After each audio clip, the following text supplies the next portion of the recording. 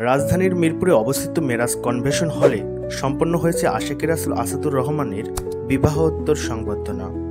এই আয়োজনে মূলত প্রাধান্য পেয়েছে দেওয়ানবাগ শরীফের শিক্ষা। দেওয়ানবাগ শরীফের প্রতিষ্ঠাতা সুফি সম্রাট হযরত সৈয়দ মাহবুবে খোদা দেওয়ানবাগী রহমতুল্লাহি আলাহি ও বর্তমান যুগের ইমাম মুহাম্মদ ইসলামের নেতৃত্ব প্রদানকারী মহামানব ইমাম প্রফেসর ডক্টর কুদরতে খোদা মাদ্দা জিল্লুল আলী হুজুরের আদর্শকে অনুসরণ করে এই অনুষ্ঠানটি ধর্মীয় ভাবগাম্ভীর্য ও আধ্যাত্মিকতার ছোঁয়ায় হয়ে ওঠে ব্যতিক্রম। অনুষ্ঠানে উপস্থিত ছিলেন আশিকে রাসূল হযরত শাহজালাল মিরপুরি সাহেব সহ বহু আশিকে রাসূল ও প্রিয় মেহমানগণ। সবার অংশগ্রহণে অনুষ্ঠিত হয় মুহাম্মদ ইসলামের মিলাদ শরীফ, যেখানে নব দম্পতির জীবনে রহমত, বরকত ও রাসূল প্রেমের পূর্ণতা কামনা করে মহান আল্লাহর দরবারে বিশেষ মোনাজাত করা হয়। এই আয়োজনের মধ্য দিয়ে প্রমাণিত হয় আশিকে রাসূলদের জীবনে কোনো আয়োজনই কেবল আনুষ্ঠানিকতা নয়, বরং তা হয়ে ওঠে এক আধ্যাত্মিক অভিজ্ঞতা, একতাবদ্ধতার চিত্র এবং মহান ইমাম হুজুরের শিক্ষার বাস্তব প্রয়োগ। প্রায় ৩ শতাধিক মেহমানের উপস্থিতিতে অনুষ্ঠানটি রূপ নেয় এক রাসূল প্রেমিকদের মিলন মেলায়, যেখানে দেখা যায় ভালোবাসা, সংযম এবং ইমানের অনন্য সমন্বয়।